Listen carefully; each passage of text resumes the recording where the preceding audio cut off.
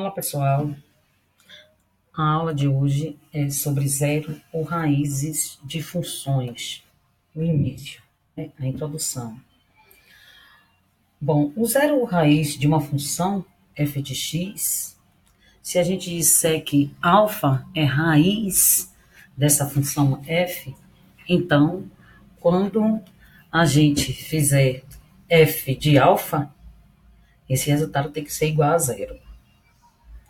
Graficamente, o zero de uma função é o local onde essa função, o local ou os locais onde essa função intercepta o eixo x.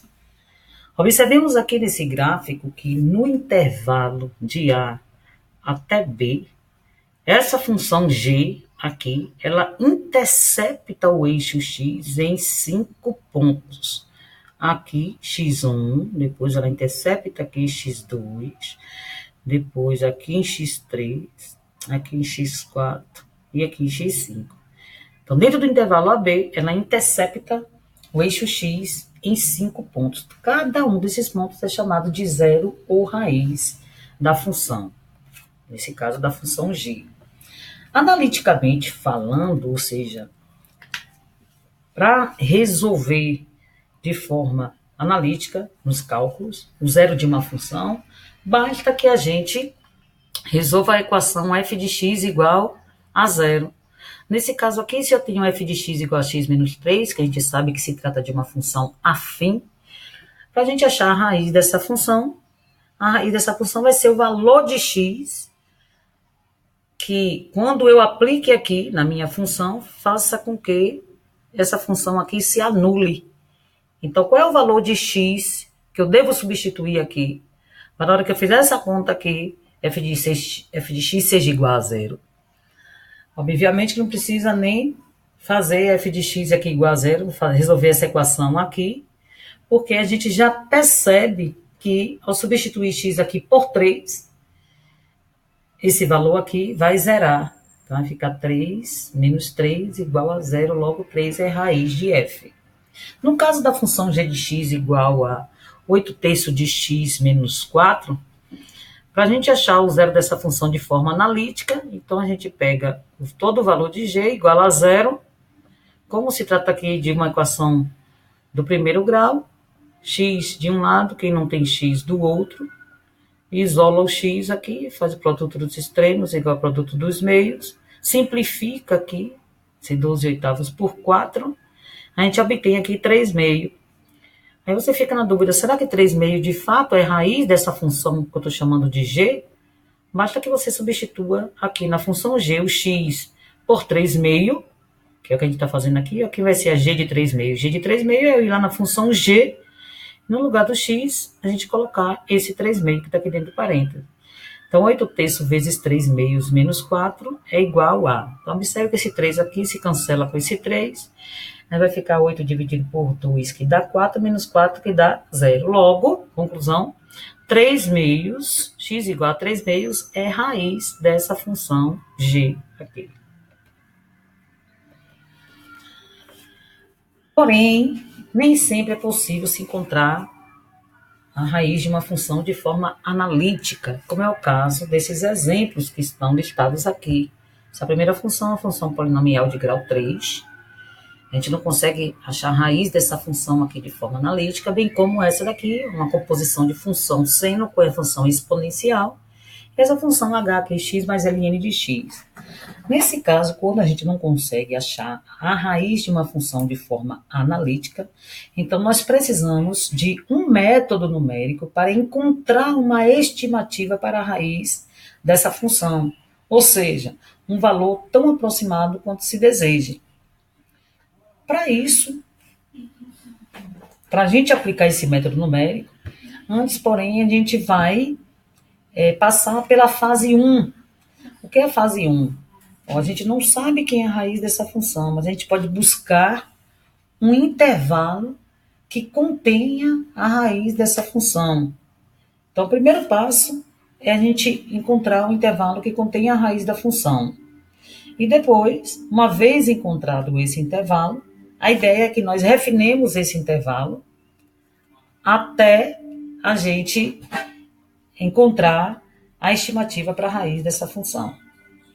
Então, a primeira fase, que é a fase de buscar o intervalo, a gente vai utilizar um teorema, chamado teorema de Bolzano, aqui, esse teorema aqui. E esse teorema diz que, sendo f uma função contínua em um intervalo, que a gente está chamando aqui de AB, se a f de A vezes a f de B for menor do que zero, ou seja, for um número negativo, então o teorema afirma que existe pelo menos um ponto x igual a alfa entre A e B, que é zero ou raiz de f. Então, o que a gente vai querer é buscar um intervalo, A e B aqui são números reais, e aí na hora que a gente aplicar a f de A e a f de B, o que a gente quer é que esse produto de f de A com f de B seja negativo, porque aí vai me dar a garantia que vai existir pelo menos uma raiz dentro desse intervalo AB. E ainda, se a gente quiser saber se essa raiz é única, então a gente vai lá, deriva a função, e se a derivada de f preservar o sinal dentro de AB, então a gente diz que esse intervalo contém um único zero de f. O que é preservar o sinal? Preservar o sinal é manter aquela desigualdade dentro do intervalo. Se isso acontecer, então a gente diz que esse zero é único, só tem uma única raiz dentro de AB. Bom, aqui a gente tem um exemplo aqui mostrando três funções dentro de um intervalo AB, onde esse intervalo AB satisfaz o teorema de Bolzano. Observem aqui que nesse primeiro caso aqui, ó, a f de A é um número negativo. Para a gente ver isso, basta a gente projetar esse ponto A no gráfico e depois lançar para o eixo Y.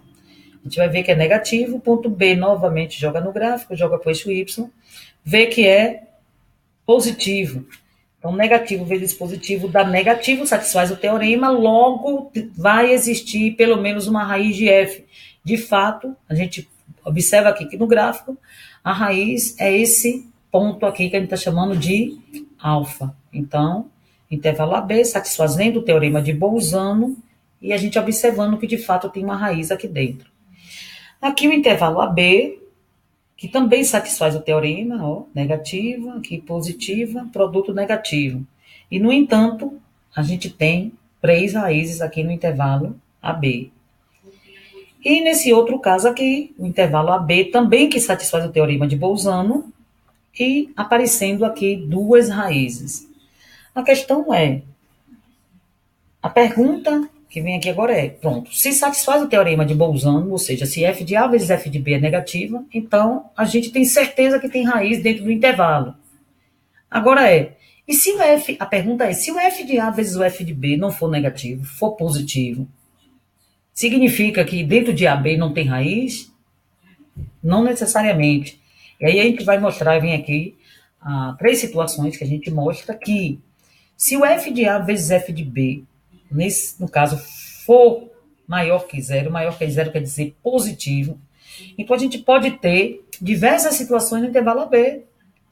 Aqui o f de A sendo positivo, o f de B sendo positivo, a gente está vendo que o gráfico aqui não intercepta o eixo X, o que a gente confirma que não tem raiz aqui dentro do intervalo AB.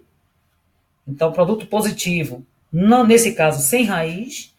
Aqui, produto de f de A vezes f de B sendo positivo e aparecendo aqui uma raiz.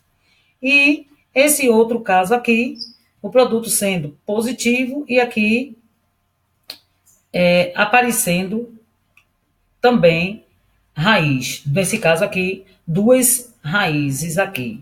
Então, se f de A vezes f de B for maior do que zero, pode ser que tenha e pode ser que não tenha. E já que a gente quer estimar uma raiz, a ideia é que a gente tenha garantia que naquele intervalo tenha raiz. E essa garantia é apenas se o f de A vezes o f de B seja negativo. Ou seja, para satisfazer o teorema de Bolzano.